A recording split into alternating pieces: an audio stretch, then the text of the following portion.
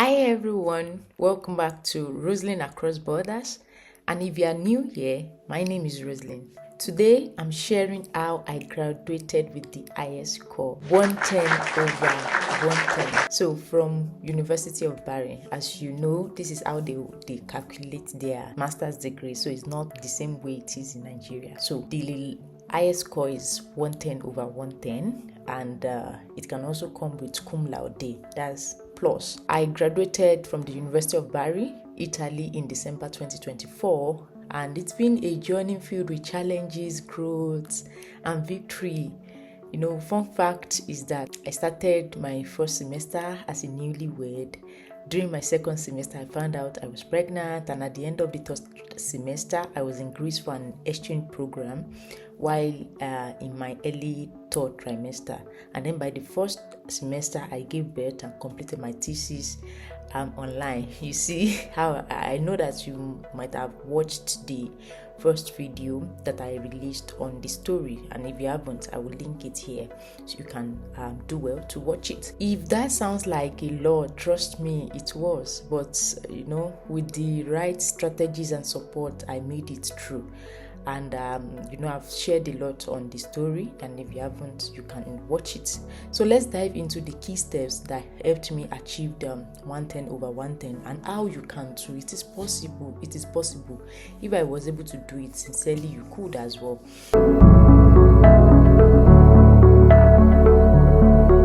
The first thing, which sounds like we already know these things, it seems obvious, but I have to reiterate it. It is take your lessons seriously. Everything starts from here. Be engaged in your classes, attend lectures regularly. Attendance often counts, and whether it is directly or indirectly, it counts. You might not know. Another thing will be ask questions, show interest in the subject, and clarify any doubt you have during class. When you are engaging, the lecturer, the professors will notice you, and then they might even help you, where you are not where you're having problem one way or the other. That's how it works. And participate actively. Engaging in discussion can help you retain knowledge better. Of course, you know that when you are teaching something, it helps you retain knowledge. When they taught you something and then you are teaching another person, you don't know that you are learning a lot in that process too. So your professors notice effort, and it can work in your favor when opportunities or recommendations come up. So that's why you have to take your lessons very seriously. It is one thing as you are going to school, they will be telling you when you were just starting university or even in secondary school, take your lessons serious, but it's still the same thing actually. Take it very serious. Don't miss classes. When you start missing classes, that's the beginning of problem. Yes, except even if you now miss classes, you are very diligent, to sit up, read up, but don't even start it if you cannot finish it, So take your lesson seriously. I remember when I was starting, it seems like I thought it was masters I came here to do. Why am I having classes every day? But I was the one that decided to come. Like one of my lecturer in uni, we in bachelors, we always say na jeje book sit down. Now me say I want study, right? So I have to buckle up and reorient myself that okay, this is it, and then I have to take that challenge, right? So second one would be understand and tackle exam session. You have to understand exam sessions. As I've said in one of my video, you could check it up, in fun fact or interesting fact about Italian education system. It's not the same thing. Examinations is not the same.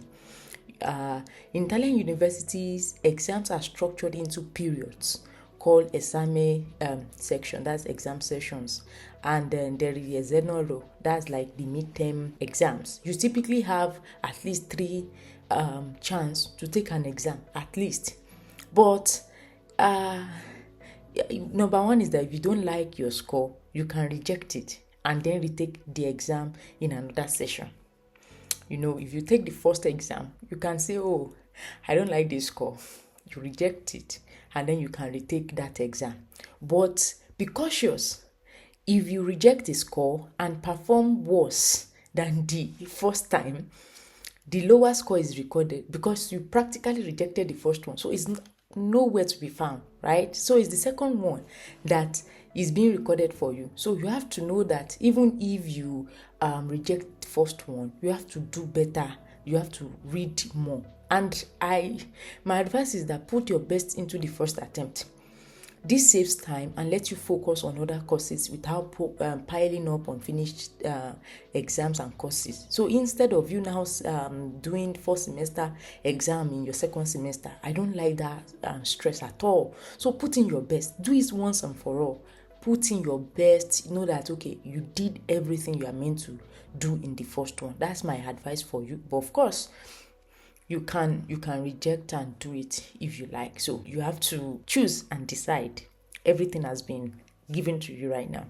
And then the grading scale tip is that 18 is the pass mark and 30 is the highest. So, but you can get 30 low-day, that's like 31/30, which is exceptional.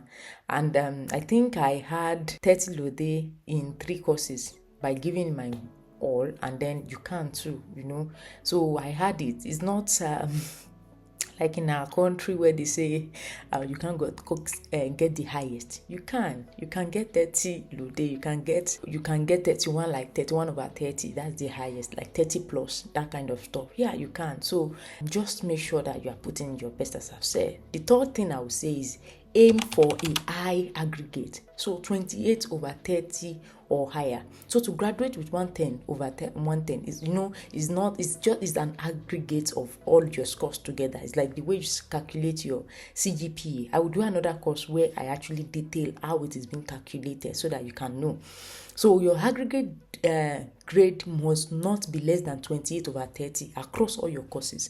So it doesn't mean that, at the end of the day, if you get 30, like 31/30, 30/30, 28/30, 29/30, sometimes you can even get 26/30. I think that should be the lowest for you to get an aggregate of 28/30 overall, or for all your courses you did in whole semester. So this means you need consistent effort throughout your program. You understand? You can't start slow and then expecting to get that high average at the end of the day. So here's the mindset. Don't rely on multiple chances, safety nets. Don't do it once and for all so that you have time.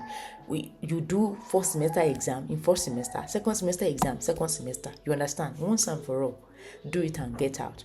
Then treat each exam like your only shot and give it your best.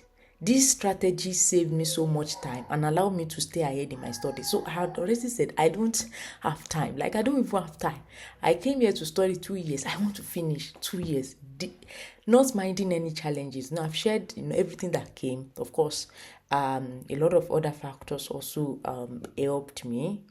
But that was my intention from the set goal, that I don't want to spend more than 2 years in this master's. That is what you have to, that has to keep motivating you and reminding you that you have to put in the work. The fourth one will be plan ahead and understand your curriculum.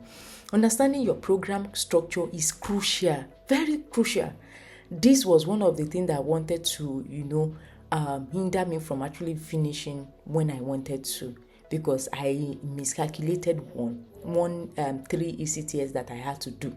But of course, I put in all my energy, and it cost me a lot of things, time, money as well. But if you understand it, it will help you plan ahead, and then you have to know your course requirements, familiarize yourself with how many credits, ECTS, you need to graduate, and any prerequisite for certain courses. Start your thesis early. Start it early. Once you've passed at least 40 ECTS, or as your university allows, it is always mentioned in your curriculum how many is required, but most of the time it is 40 ECTS. Once you find that, once you pass that 40 ECTS, maybe like 5 courses or 6, depending on how many ECTS your courses carried. My own, for one course, is like 9 ECTS. My department is like that. So once you pass something that gives you like 40 ECTS, find a supervisor and begin planning your thesis. I started working on mine during my second semester going to third semester while balancing my exchange program and pregnancy. So it's possible. It's very, very possible. Check early. My advice will be that during your first year, begin to look at each courses, the professors, so that you know who you are familiar or who you like. And then the courses you like, and also the professor, because one way to either pass or fail or succeed or fail in this is also very largely dependent on your supervisor. So look for someone that is understanding. Of course, it's not like they will be passing you. You have to put in the work, but that someone that's kind. Yeah, kindness. Someone that is not like they will be patting you at your back. But of course, just kindness. I don't know how to explain it more than this. Yeah, a lot of things you see online these days about supervisors. So please put in that work during your early years, so that okay, I can work with this person. Look, maybe if you can check people that have worked with them, ask questions if it is okay. If you are comfortable, approach them, and then start planning early. Yeah.